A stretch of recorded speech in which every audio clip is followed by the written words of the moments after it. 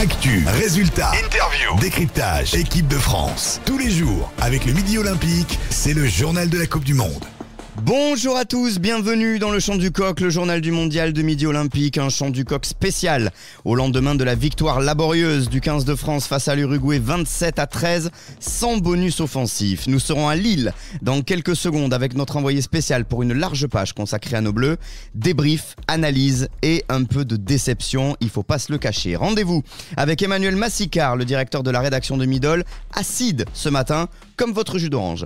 Dans la deuxième partie de ce Chant du Coq, projection sur les matchs du week-end, l'entrée en liste des équipes exemptes la semaine dernière et toute l'actu des autres sélections. Mais d'abord, France-Uruguay. Je suis déçu. Je suis déçu. Déçu. Qu'est-ce que je suis déçu? Je suis profondément déçu.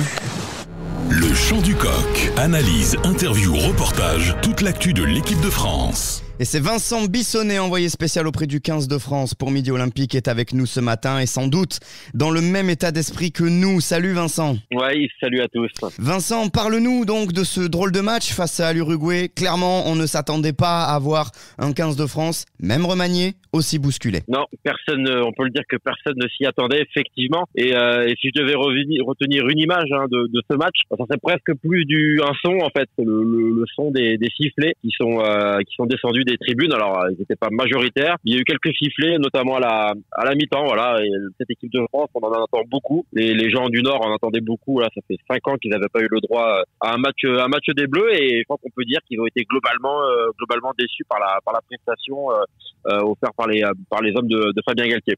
Alors les explications, Vincent, elles sont multiples, mais finalement, est-ce que ce match ne clarifie pas une bonne fois pour toutes la hiérarchie dans ce groupe France? C'est-à-dire une équipe élite d'un côté avec les tauliers qui étaient en tribune hier soir et une équipe qu'on va qualifier d'appoint de l'autre. Oui, c'est pas du tout le même contexte que la semaine dernière face aux Blacks, mais c'est sûr que si on met les deux copies l'une en face de l'autre, on a clairement on dirait une copie très prometteuse quand même face à la Nouvelle-Zélande, et il y a un vrai brouillon, on peut le dire, hier. Et c'est vrai que concrètement aujourd'hui, Fabien Galtier encore hier a râlé quand on a utilisé le terme en conférence de presse d'équipe premium, mais plus que jamais, j'ai envie de dire, on a vraiment aujourd'hui une équipe premium avec des cadres qui paraissent indispensables. On les connaît tous, Antoine Dupont, Grégory Aldrit, Thomas Ramos.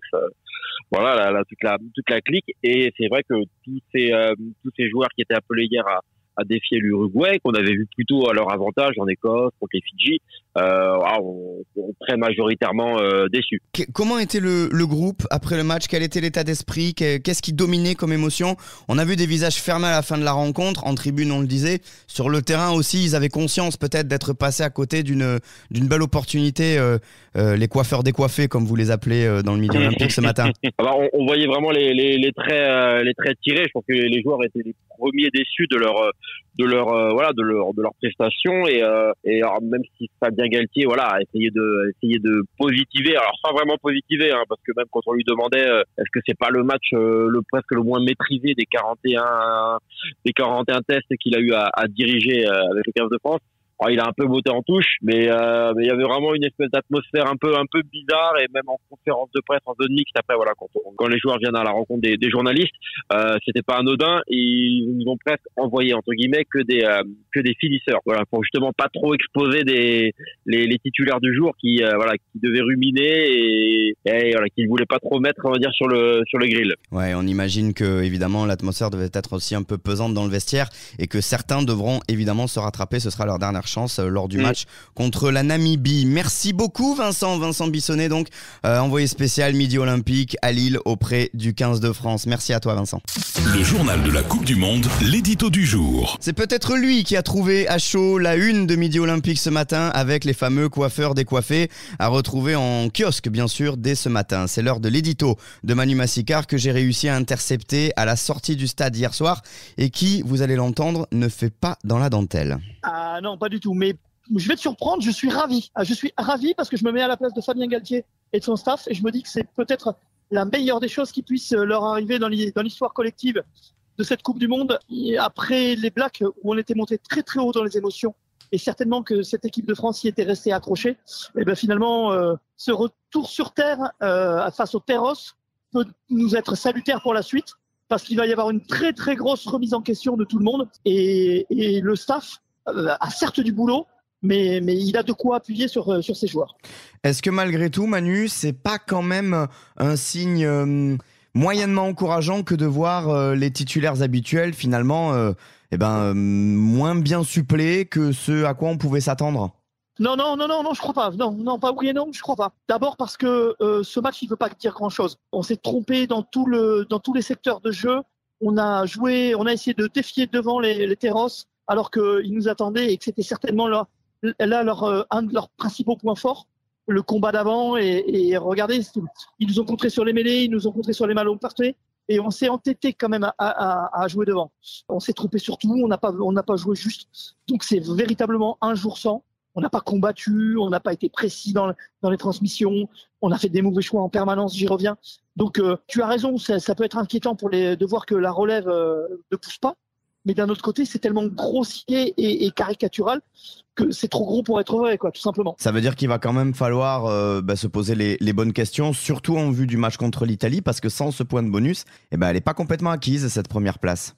Oui, ça c'est certain. Il faudra bien négocier les 2 derniers matchs. Et en ce sens, on peut se dire que là encore, cette petite victoire elle sonne comme un rappel à l'ordre. Ça nous dit aussi que sans Dupont, sans Aldrit, sans Ramos, l'équipe de France n'est pas la même et qu'on a besoin d'avoir ces joueurs-là au top niveau si on veut être champion du monde dans 1 mois et demi. Manu Massicard au débrief donc de cette petite victoire, comme le titre Rugbyrama. Les Bleus vont donc devoir se faire pardonner. Le Chant du Coq, tous les matins en podcast. Toute l'actu de la Coupe du Monde de rugby. Eux aussi ont beaucoup à se faire pardonner. Les All Blacks seront face à la Namibie ce soir à Toulouse après leur défaite face à la France en ouverture. La première de leur histoire en poule, on le rappelle. Et on en parle avec le journaliste qui suit les Néo-Zélandais depuis la prépa pour Midi Olympique, Nicolas Ogo. Nicolas, un mot avant ce match côté Black qui prédomine, c'est l'envie. Oui, effectivement, on sent chez les All Blacks une véritable envie de lancer définitivement cette compétition après cette défaite inaugurale vécue comme un tremblement de terre en Nouvelle-Zélande, puisque les All Blacks n'avaient jamais perdu un match de poule. Bon, après, le contexte... Ils tremblent pas beaucoup face à la Namibie qu'ils avaient battu marquant plus de 70 points en 2019 pour la Coupe du Monde. L'issue du match est connue, mais pour les Blacks, il y a moyen ici de se rassurer pour affronter l'Italie, qu'ils annoncent comme un match décisif pour se qualifier pour les quarts de finale, où ils ont déjà un œil dessus pour voir qui ils pourraient affronter à ce stade de la compétition. Un mot sur la compo, avec beaucoup de changements à prévoir dans le 15 de départ. Oui, effectivement, après une défaite, on attend toujours des changements et on a vu que les médias néo-zélandais ont appelé à beaucoup de changements. Il ne faisait aucun doute que Ian Foster les suivrait, puisqu'on est sur une compétition de phase de poule et il faut faire tourner l'effectif, et donc les changements sont nombreux. L'opinion populaire a été écoutée, mais c'était tout à fait logique.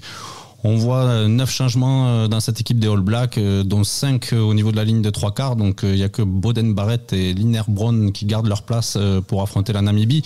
C'est tout à fait logique, mais c'est surtout au niveau des Néo-Zélandais un changement de charnière avec ce jeune Cam Roygaard qui est appelé comme un futur talent et remplaçant à terme de Aaron Smith. Et puis en numéro 10, Damian McKenzie, l'enfant maudit du rugby néo-zélandais et l'enfant prodige aussi. C'est l'ouvreur que tout le monde attend depuis plusieurs saisons. Il a presque plus de 40 sélections. Et pourtant, à Toulouse, il va disputer son premier match de Coupe du Monde alors qu'il est All Black depuis 2015. Et alors hier, malgré le programme chargé, ils n'ont pas hésité, les All Blacks, à venir à la rencontre de leurs fans toulousains. Oui, effectivement, j'avais un peu du mal à y croire. C'est une opération un peu...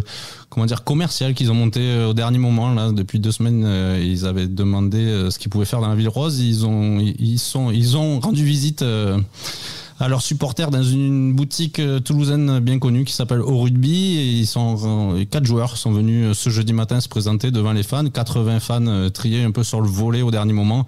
Ils voulaient que ça soit un petit moment intimiste de rencontre avec les supporters. Il y a eu des séances photos, des autographes. Tout s'est bien passé. On a senti les 4 joueurs présents, notamment Will Jordan ou Avili qui joue ce vendredi soir, détendu, sans plus. Ils n'ont pas fait grand chose d'autre que signer des autographes, mais ils ont répondu à toutes les sollicitations pour des photos, des selfies. Ils ont posé avec des maillots de clubs de la région, des choses comme ça. C'était très sympa.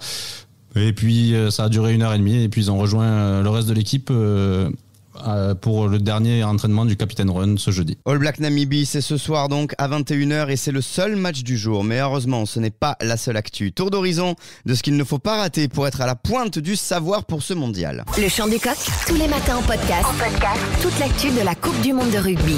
Et on commence avec un tour des infirmeries et des forfaits jusqu'à la fin de la compétition à signaler. Celui du talonneur Springbok, Malcolm Marx, blessé contre l'Écosse. Il n'est pour l'instant pas remplacé, mais c'est un coup dur pour les champions du monde qui devront aussi faire sans Eben Etzebeth contre les Roumains ce dimanche. Quant à l'Écossais David Cherry, c'est une chute dans un escalier qui le prive de la suite du mondial. Les circonstances sur les raisons de cette chute sont troubles, mais il est forfait sur commotion et il est remplacé par Stuart McNally dans le groupe écossais exempt ce week-end. Je tombe